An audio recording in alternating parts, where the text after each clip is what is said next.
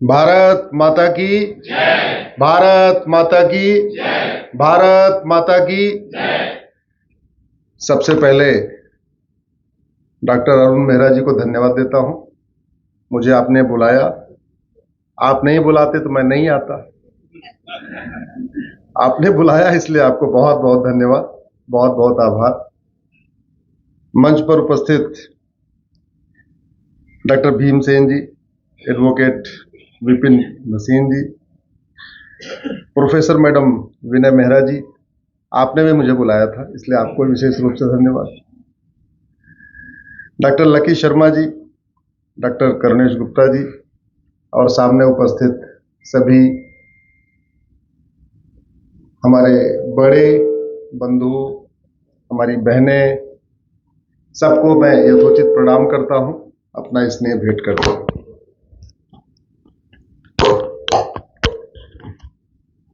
मैं बौद्धिक नहीं करता बल्कि मैं संवाद करता हूं। तो संवाद एक तरफा नहीं होता है, संवाद दोनों तरफ से होता है। अगली देर मैं जितनी भी समय आपसे चर्चा करूंगा तो आप लगातार बोलते जाइएगा। मैं ऐसा कुछ नहीं पूछने वाला हूं कि जिसके लिए बहुत सोचना पड़ेगा। हम जो आपको पता है वही हम पूछने वाले हैं, तो इसलिए तेज आवाज में बोलिएगा। तेज इसलिए कह रहा हूं कि सामान्यतया 4 से 5 करोड़ लोग सुनते हैं अलग अलग माध्यम से, यूट्यूब के माध्यम से, ट्विटर पे, इंस्टाग्राम पे, अलग अलग माध्यम से। तो अमृतसर की आवाज भी 4-5 करोड़ लोगों तक पहुंचनी चाहिए।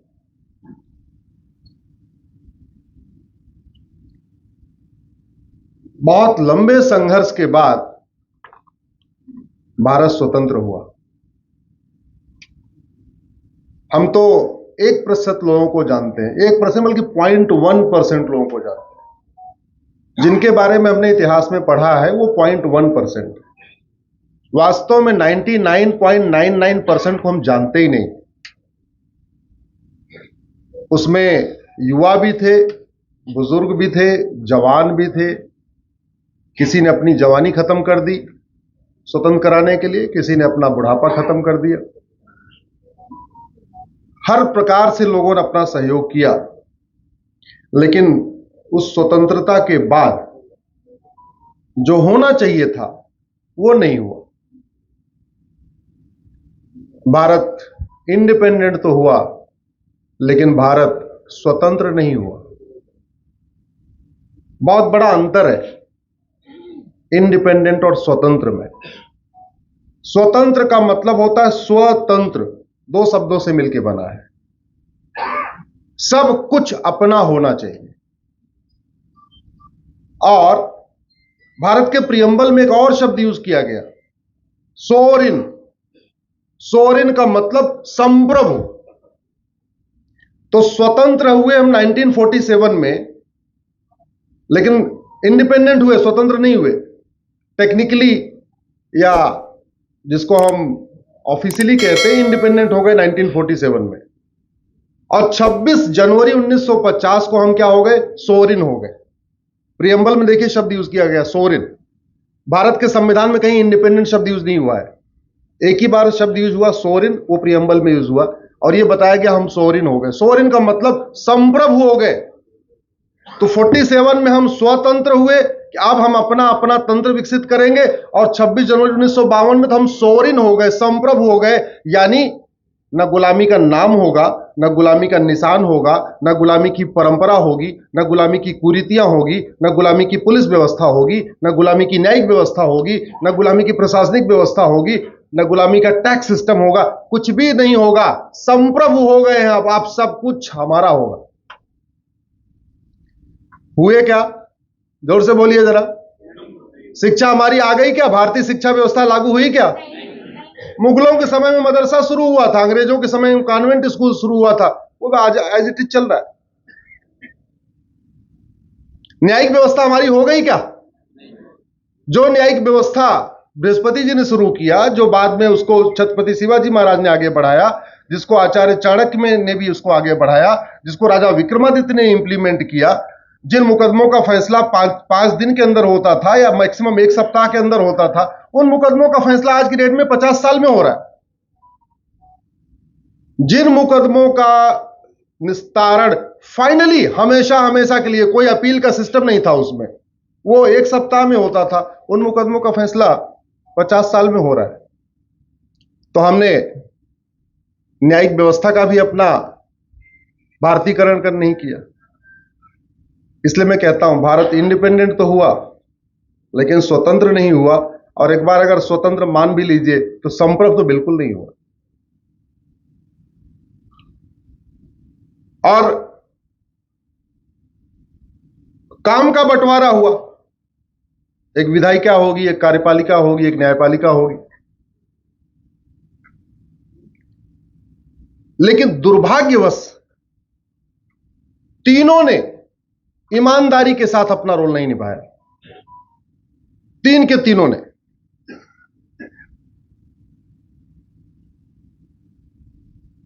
न संसद ने अपना एक काम ईमानदारी से किया, न सुप्रीम कोर्ट ने काम अपना ईमानदारी से किया, न्यायपालिका ने न कार्यपालिका ने किया। इतने वर्ष हो गए और सुप्रीम कोर्ट में 13-13 जजों की बेंच बनी, 11 जजों की बेंच बनी, 9-9 की बहुत सारी बन गई, 5-5 की पूछे नहीं। आज भी करीब 400 मुकदमे पेंडिंग है 5 जज बेंच वाले, कॉन्स्टिट्यूशन बेंच के। लोगों को 1 साल के अंदर मुकदमे का फैसला हो जाए, लोगों को जस्टिस विद इन ईयर मिल जाए, तहसील से भी मिल जाए, जिले से भी मिल जाए, हाई कोर्ट से भी मिल जाए, सुप्रीम कोर्ट से भी मिल जाए। वैसे अगर 1-1 साल के अंदर मिले तो भी टोटल 4 साल लग जाएगा या 5 साल लग जाएगा। कम से कम इतना अगर हो जाता तो भी बहुत सारे लोगों के जीवन में जो दुख है वो दूर हो चुका होता और बहुत सारी समस्याओं का समाधान हो गया होता। पंजाब में अगर ड्रग स्मगलिंग है तो इसमें तीनों का दोष है, विधायिका का भी दोष है, कार्यपालिका का भी दोष है, न्यायपालिका का दोष है, और दोषी वो तीनों है। और भुगत कौन रहा है? पंजाब की जनता। लाखों मां बाप अपने नशेड़ी बच्चों से परेशान हैं, लाखों बहनें अपने नशेड़ी पतियों से परेशान हैं, लाखों बच्चे अपने नशेड़ी बाप से परेशान हैं। और गलती किसकी? जिनको कानून बनाना था उन्होंने कानून बनाया नहीं बनाया, जिनको जस्टिस विद इन ईयर लागू करना था उन्होंने जस्टिस विद इन ईयर लागू नहीं किया। और यह इसलिए हुआ कि कहीं ना कहीं आम जनता, हम लोग आम जनता, हमने इसके लिए गंभीरता के साथ आवाज नहीं उठाई। अल्टीमेटली संविधान हमारे लिए बना हुआ है, हम संविधान के लिए नहीं बने हुए। संविधान में 125 बार संशोधन भी किया गया, जैसे जैसे आवश्यकता पड़ी वैसे संशोधन भी होता गया। आज बाबा साहब की जयंती है, डॉक्टर अंबेडकर की। डॉक्टर साहब को पिछले आजादी के बाद से हर साल 14 अप्रैल को उनको माला फूल पहनाया जाता है। आज 14 अप्रैल को पूरे देश भर में अब तो गस्टेड हॉलीडे भी हो गई है। डॉक्टर अंबेडकर को खूब माला फूल पहनाया जाएगा, उनकी जय जयकार होगी और बड़ी बड़ी घोषणाएं होगी, हम बाबा साहब का सम्मान करते हैं, बाबा साहब का सम्मान करते हैं। बाबा साहब ही कह के गए थे, social justice, economic justice, political justice, equality, liberty, fraternity, unity, national integration preamble में रखे गए थे। जस्टिस सबसे टॉप पे था उनका, उस पर कभी चर्चा ही नहीं हुई। बाबा साहब कहते थे दलितों का उत्थान करना है तो भारत में समान शिक्षा लागू करो, कभी चर्चा ही नहीं हुई। बाबा साहब कहते थे दलितों का उत्थान करना है तो नशाबंदी शराबबंदी करो, आर्टिकल 47 संविधान में लिखा हुआ है, चर्चा ही नहीं हुई। तो बाबा साहब अंबेडकर जितने प्रावधान दे गए थे, बाबा साहब अंबेडकर कहते थे संस्कृत भारत की राष्ट्रभाषा होनी, ऑफिशियल लैंग्वेज होनी चाहिए, कभी चर्चा ही नहीं हुई। तो बाबा साहब अंबेडकर को माला फूल तो पहनाया जाता है, लेकिन बाबा साहब अंबेडकर चाहते क्या थे उसको लागू करने की बात नहीं होती। और बाबा साहब अंबेडकर के नाम पे जितनी सारी पॉलिटिकल पार्टियां बन गई जो अपने आप को अंबेडकरवादी कहते हैं, वो तो बिल्कुल दूर है। जो अपने आप को अंबेडकरवादी नहीं कहते वो तो वास्तव में फिर भी कोशिश कर रहे हैं कि डॉक्टर साहब अंबेडकर का सपना पूरा हो, यूनिफॉर्म एजुकेशन हो, यूनिफॉर्म सिविल कोड हो, यूनिफॉर्म हेल्थ केयर कोड हो, लेकिन जो अपने आप को अंबेडकरवादी कहते हैं वो कभी इन मुद्दों की बात नहीं करते। वो केवल फोटो लगाते हैं, फोटो के नाम पे। और आजकल एक तो लेटेस्ट में आपने देखा होगा, एक मुख्यमंत्री तो अपनी कुर्सी के पीछे फोटो लगा के रखते हैं, देखा आपने? दो लोगों की फोटो, एक भगत सिंह जी की फोटो और एक अंबेडकर की फोटो। सच्चाई है वो व्यक्ति न भगत सिंह जी को मानता न अंबेडकर को मानता। पाखंड देखिए, भगत सिंह जी किस लिए उन्होंने अपना बलिदान दिया था? केवल अंग्रेज चले जाएं बस, ये चाहते थे क्या? नहीं, वो चाहते थे अंग्रेजों का नामो निशान मिट जाए। वो चाहते थे भारत में गुलामी का नामो निशान नहीं होना चाहिए। और दिल्ली, आप कभी इंडिया गेट, आपने कोई आप में से कितने लोग इंडिया गेट पे घूमे हैं? सब लोग घूमे हैं। Babar road, Humayun road, Tughlaq road, Ghazni road, Ghori road, Lodhi colony, Sher Shah road. क्या भगत सिंह जी यही चाहते थे क्या कि अंग्रेज चले जाएं और Babar road, Humayun road, Tughlaq road बनी रहे? पांडवों ने बसाया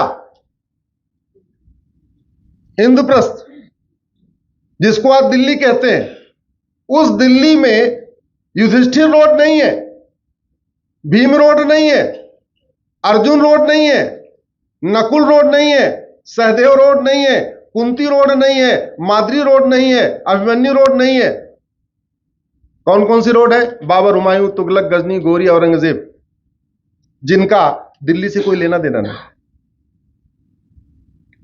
और वहां तो छोड़िए, आपके पंजाब में भी पांडवों ने 12 वनवास के बाद 1 साल अज्ञातवास किया था, और वो अज्ञातवास आपके पंजाब में किया था। उसको कहते हैं विराट। कहां है विराट? पंजाब में। जोर से बोलिए, है पंजाब? हाँ, एक होशियार खां नाम का लुटेरा आता है, विराट को होशियारपुर बना के चला जाता है, और पंजाब वालों ने कभी कहा भी नहीं कि इस होशियारपुर को दोबारा रिस्टोर कर दो। मैंने पीआईएल फाइल किया सुप्रीम कोर्ट में।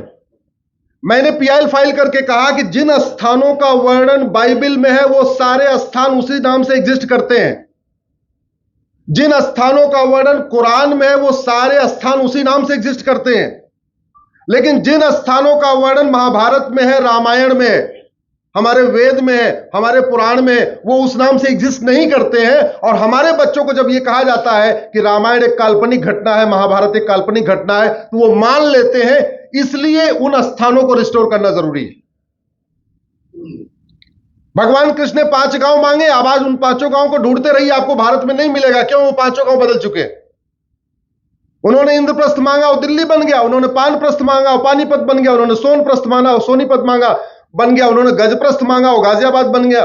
उन्होंने तिलप्रस्थ मांगा, वो फरीदाबाद बन गया। आपके महाभारत में पानप्रस्थ, सोनीप्रस्थ, गजप्रस्थ, इंद्रप्रस्थ लिखा हुआ है, और वास्तव में भारत में कहां है? क्या है? गाजियाबाद है, फरीदाबाद है, सोनीपत है, दिल्ली है, पानीपत। अब हमारे बच्चों को जब ये सिखाया जाएगा कि महाभारत एक काल्पनिक घटना है, हमारा बच्चा कहेगा नहीं नहीं काल्पनिक घटना नहीं है, तो सामने वाला बोले अच्छा काल्पनिक घटना नहीं तो मुझे 5 गांव दिखाओ। फिर हमारा बच्चा क्या करेगा? टेंशन में आ जाएगा, बोले सही कह रहा है, इसका मतलब काल्पनिक घटना ही है। हमारी 51 शक्तिपीठ है। पहला शक्तिपीठ जहां माता का मुकुट गिरा उसको कहते कीर्तेश्वरी। वहां एक मुर्शिद खां नाम का लुटेरा गया, वो बंगाल में है, उसने कीर्तेश्वरी को मुर्शिदाबाद बना दिया। भगवान परशुराम जी के पिताजी महर्षि जमदग्नि, जहां जमदग्नि जी का आश्रम था उसको कहते हैं जमदग्निपुरम। जौना खां नाम का लुटेरा गया, उसको जौनपुर बना दिया। एक हमारा दूसरा शक्तिपीठ है विंध्याचल, मिर्जा नाम का लुटेरा गया, उसको मिर्जापुर बना दिया। तो हमारे उन स्थानों का जिनका वर्णन वेद में है, पुराण में है, महाभारत में है, रामचरितमानस में है, वाल्मीकि रामायण में है, वो स्थान भी आज की डेट में नहीं मिल रहे हैं। नहीं मिल रहे, इसलिए हमारे बच्चों को आज पढ़ाया जा रहा है। चलो आज तो अभी ये वाली जनरेशन तो फिर भी लड़ भिड़ के कह रही नहीं नहीं काल्पनिक घटना नहीं है, लेकिन अगर यही हालत रही, उनको रिस्टोर नहीं किया गया, तो 25-50 साल के बाद 100% हो जाएगा ये दोनों रामायण और महाभारत काल्पनिक घटना। मामला सुप्रीम कोर्ट में जस्टिस जोसेफ के बेंच में हमारी पीआईएल गई। चंद्रचूड़ साहब ने अपने यहां लिया, नहीं पता नहीं क्यों, ऐसे पीआईएल कायदे से सीजीआई के यहां जाती है, लेकिन ये वाली पीआईएल उन्होंने खुद न लेके उसको जोसेफ के यहां लगा दिया। मई की बात है, पिछले साल कुछ ही दिन बाद उनका रिटायरमेंट होना था। मैंने कहा साहब इसमें हमारे फंडामेंटल राइट वायलेट हो रहे हैं। हमने कहा, उन्होंने बोला क्या? हमने कहा हमारी राइट टू डिग्निटी वायलेट हो रही है। जिन स्थानों का वर्णन है वो नहीं मिल रहे, हमारा सम्मान इससे खत्म हो रहा है। हमारा राइट टू रिलीजन वायलेट हो रहा है, हमारा राइट टू कस्टम वायलेट हो रहा है, हमारा right to life and liberty violate हो रही है, हमारी राइट टू आइडेंटिटी वायलेट हो रही है, क्योंकि इन्हीं स्थानों से हमारी पहचान है। नहीं नहीं नहीं नहीं नहीं, अरे हमने कहा इतना इंपॉर्टेंट मैटर है, नोटिस कर दीजिए। बोले नहीं नोटिस नहीं करूंगा। तो हमने कहा नोटिस नहीं करना है तो एक काम करिए, फिर मुझे 2 दिन का टाइम दे दीजिए, मुझे सुन लीजिए, उसके बाद जो डिसाइड करना हो करिए। नहीं नहीं 2 दिन का टाइम नहीं दूंगा। हमने कहा अच्छा 2 घंटे का टाइम दे दीजिए। नहीं 2 घंटे का भी टाइम नहीं दूंगा। मैंने कहा विड्रा करने दीजिए। बोले नहीं विड्रा भी नहीं करने दूंगा। तो गजब वही बात हो गई। कहते नहीं चैन से बांध के उसको किसी आदमी को मारना। ना विड्रा करने दे रहे हैं, ना नोटिस करने दे रहे हैं, ना सरकार से जवाब। अरे हमने कहा एक काम करिए, कुछ मत करिए, मुझे अपनी copy attorney general solicitor general को सर्व तो करने दीजिए। बोले नहीं वो भी नहीं करने दूंगा। गजब की दादागिरी। इतना इंपॉर्टेंट मुद्दा जिसमें मैंने 1000 आस्थानों की लिस्ट दिया था। 6 महीने के लंबे रिसर्च के बाद मैंने वो पीआईएल ड्राफ्ट किया था। 1000 स्थानों का मैंने उसमें लिस्ट दिया था पूरे भारत के, कि ये स्थान है, इनका वास्तविक नाम ये था, इसको रिस्टोर करना जरूरी है। और जब इतने सारी आप कमेटी बनाते रहते हैं, कभी तो इसके लिए भी कमेटी बनाते हैं, उसके लिए भी कमेटी बनाते हैं, हमने एक कमेटी बना दीजिए जिसमें हिस्टोरियन भी हो, धर्मगुरु भी हो, पत्रकार भी हो, जज भी हो, जिनको जिनको अपना रखना चाहते हो आप रख लो, लेकिन एक कमेटी बना दो कि जो हमने नाम बताए हैं ये वास्तव में है कि नहीं। अगर ये नाम वास्तव में, तो एक डायरेक्शन आप पास कर दीजिए। Ultimately supreme court custodian of fundamental right है, और हमारे साथ साथ फंडामेंटल राइट वायलेट हो रहे हैं। नहीं नहीं नहीं नहीं, तो हमने कहा कम से कम 2 घंटे दे दीजिए। नहीं 2 घंटे भी नहीं दूंगा, 10 मिनट के अंदर अपनी बहस पूरी करो। इतना बड़ा अन्याय मैंने कभी देखा नहीं। एक जज, सुप्रीम कोर्ट का जज, न कॉपी सर्व करने दे रहा है, न पिटीशन को विड्रा करने दे रहा है, न पूरा 2 टाइम दे रहा है सुनने के लिए, न रिटर्न सबमिशन फाइल करने दे रहा है, और कह रहा 10 मिनट के अंदर अपनी बहस पूरी कर लो। तो मुझे तो मनसा समझ में आ गई कि उनकी क्या इच्छा है। फिलहाल वो ऑर्डर अपना 18-20 पन्ने का ऑर्डर पास करके चले गए। तब मैंने ये तय किया, अब इस मुद्दे को सुप्रीम कोर्ट में नहीं, जनता की अदालत में लड़ूंगा। आप बताइए, जिन स्थानों का वर्णन वेद पुराण गीता रामायण में है, वो रिस्टोर होना चाहिए कि नहीं? होना चाहिए कि नहीं? सुप्रीम कोर्ट ने ये पिटीशन को डिसमिस करके गलत किया कि नहीं? अगर नहीं सुनना था तो विड्रा करने देते, विड्रा भी नहीं करने दिया, ये गलत किया कि नहीं? अब मैं आप लोगों से निवेदन कर रहा हूं, ऐसे विषयों के लिए आवाज उठाइए, ऐसे विषयों के लिए आवाज उठाइए। और आवाज उठाने का एक ही तरीका है डेमोक्रेसी में, सोशल मीडिया का उपयोग करिए। फेसबुक पे 5-5 हजार फ्रेंड बनाइए,